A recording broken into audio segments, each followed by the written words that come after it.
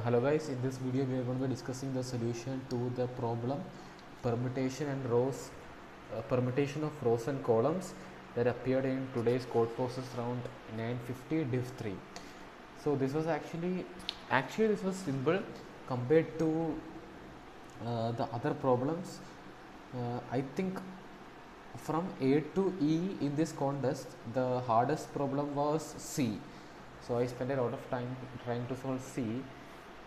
E was very easy compared to C. So in E, what we have basically been asked is that, so they will give us a matrix which is a permutation matrix. So a permutation matrix is basically a matrix. So suppose this is the given matrix. The number of rows is n and the number of columns is m. So a permutation matrix will a permutation matrix is basically a matrix whose elements will be integers from 1 to n into m. So this matrix will not have any duplicates and will only contain unique elements from 1 to n into m. So this is basically a permutation matrix. And so what we have been asked is that, so they have given some operation. In each operation we can take a particular row and another row. We can take two rows and swap them. So if we have chosen the row which have index C, the Cth row and the Dth row, after this particular operation we can swap them. And we have another operation as well. We can take the Cth column and the Dth column and we can swap them as well. So these are the two operations that we have. So they will give us a initial permutation matrix and they will give us a another permutation matrix as well. So what we have to find is that whether this second permutation matrix is achievable by, like, this second permutation matrix can be formed by performing these operations on the first permutation matrix. So we can apply any of these operations any number of times. They haven't asked us to print the number of times that we have to print that we have to do the operation. So which operations we are going to do, we just have to print yes or no whether we can form this particular matrix after applying a certain number of these operations on the initial matrix. So this is basically the problem. So the initial observation that we can make is, okay, wait, I will take a matrix. So this is a matrix. This is also in the test case.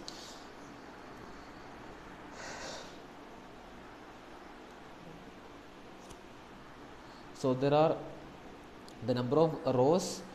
The number of rows is 3 and the number of columns is 4,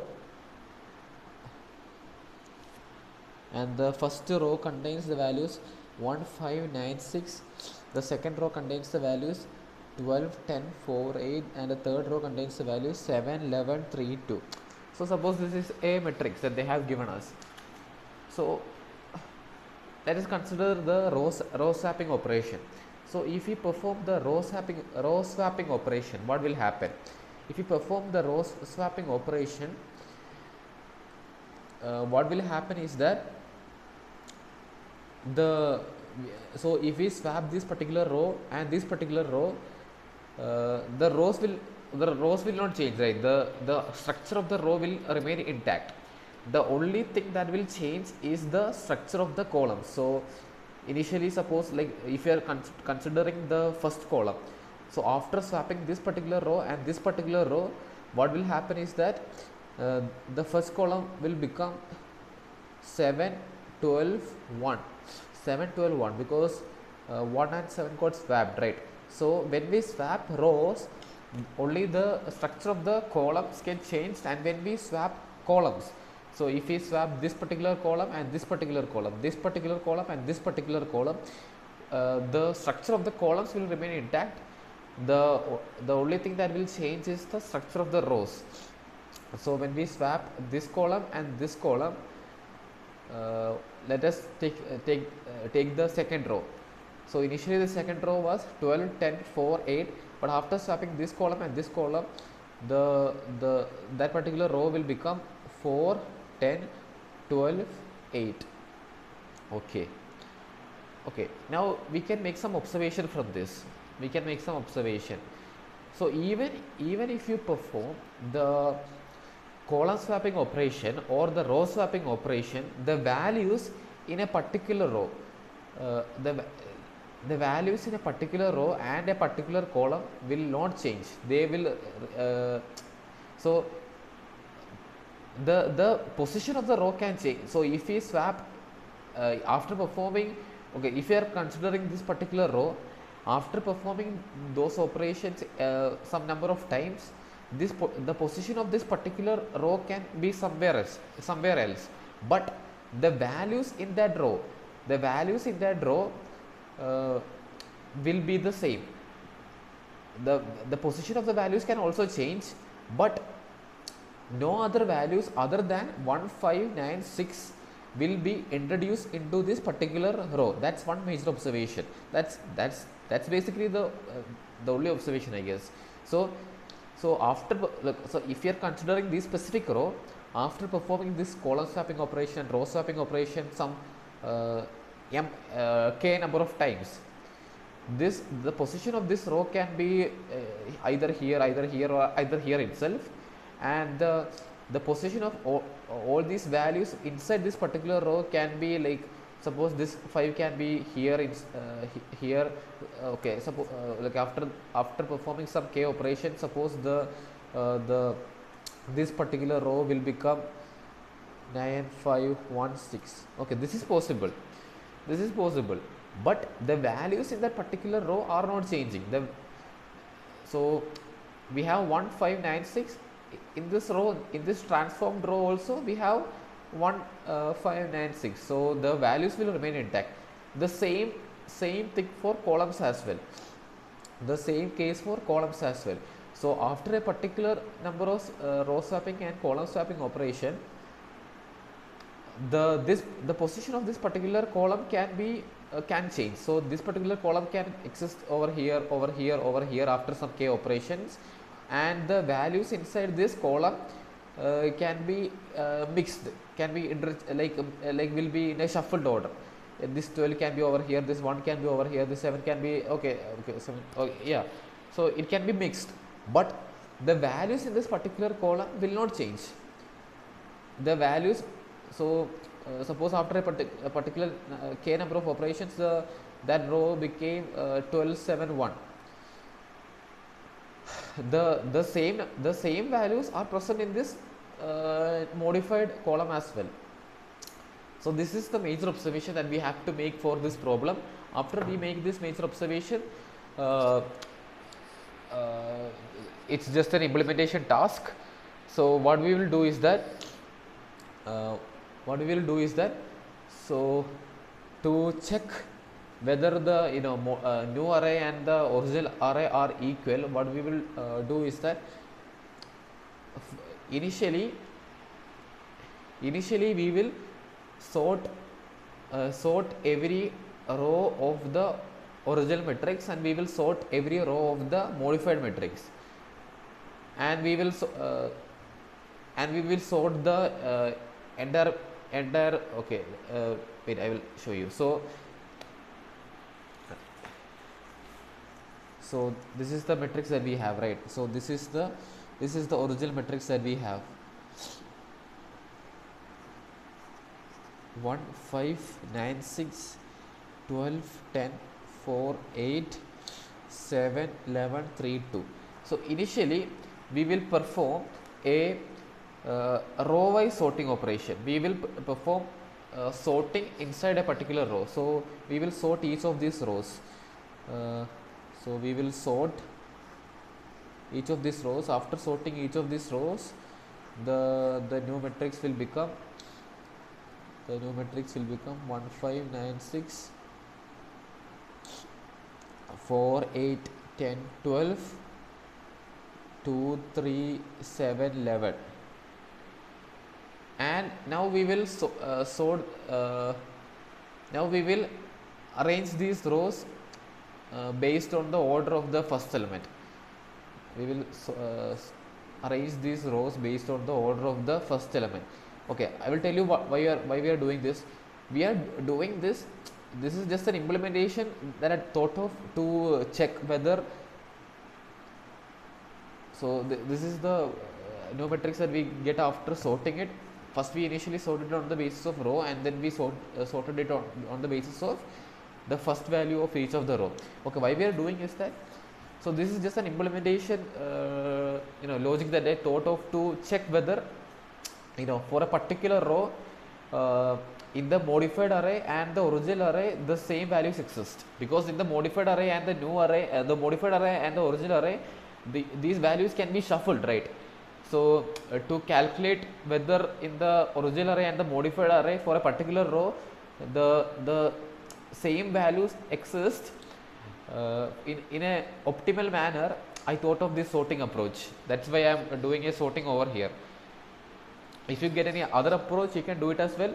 So the major observation was, after performing these operations k number of times, the position of the row or position of the column can change, but the values in that particular row and the values in that particular column will remain intact, right? That's the major observation. So this is the implementation that I thought of. So in the first case, I will sort the original array on the basis of the row. So I will sort each row, then I will arrange the rows on the basis of the I will arrange the rows also in a sorted manner. So this is the new matrix that I get after performing sorting on the rows on the original matrix. I will perform this same sorting on rows on the second matrix as well, and I will check whether this first matrix and the second matrix are equal. So if the first matrix and the second matrix are equal after performing the sorting on the rows, we can definitely for sure say that the condition for the rows is satisfied. For each row, the same values are present in the original matrix and the modified matrix. Now we will perform the same. Will perform the same sorting on the columns as well. So we will sort the columns first, then we will arrange the columns in the order of the first element, and we will compare the sorted matrix of the original matrix and the modified matrix, and we will check whether they are equal. So we will compare, do both of these, and if both of them satisfies, both of them have to satisfy. If both of them satisfies, we will print yes, otherwise we will print no. Okay, I will explain with the help of an example. Okay, this is a good example. Actually, there was a good example in the test case. I should have explained that with the help of that. Okay, suppose, okay, I will take. So it's a 3 into 3 matrix. So the original matrix is 6, 4, 2, 3, 8, 7 and 9, 5, 1, and the modified matrix is 9, 5, 1, 2, 4, 6, 7, 8, 3, 7, 8, 3. So this is the original matrix and this is the modified matrix. Okay, this is one of the test cases in the problem statement, the problem that they have given us. So this is the original matrix and this is the modified matrix. We have to check whether we can obtain this modified matrix by applying some certain number of operations on this original matrix. So we can perform the column swapping operation and the row swapping operation. We have to check whether we can obtain this particular modified matrix by performing the operations on this original matrix. So now we will, as I have told you in the implementation part, I will first check the rows first. I'll first check this row first. 159. I will check whether any other row has the same values as this particular row 159.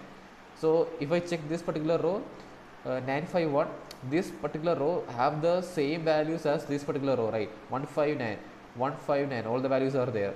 So we got a match for this first row. Now for the second row 642, is there any row which have a match? Okay, we have a match. 642, we have a match. So all the values present in this particular row is also present in this particular row, so we have a match. Now we will check for this particular row 387, do we have a match? Okay, we have a match. All the values present in this particular row is also present in this particular row, so we have a match. So now we will check the column condition as well. Now we will check the column condition as well. So for this particular column, is there any column which have the same values? Okay, there is a column. Okay, we have a match. We have a match for this particular column. And for this particular column, is there any column which have the same values? Okay, there is a particular column. This column is matching with this column, so we have a match. And this column is matching with this column. So all the rows and all the columns matches. So we can confidently say that this particular modified matrix can be obtained from this original matrix by performing some number of operations. So what was the major observation regarding this particular problem? After performing some column swapping operation, row swapping operation, so suppose these are the values in a particular row. After performing some column swapping operation, row swapping operation on this particular row, the values in this particular row will not change. The position may change, the position may get swapped, but the values will not change. So and for it's the same case for the column as well. So suppose these are the values in a particular column before in the original array. So after performing some column swapping and row swapping operations on this particular column, the values, the position of the values may change, but the values will not change, right? Yeah, so that's the main observation regarding this particular problem. This problem was, I think, easier than the other two problems, but like I will show you the implementation now.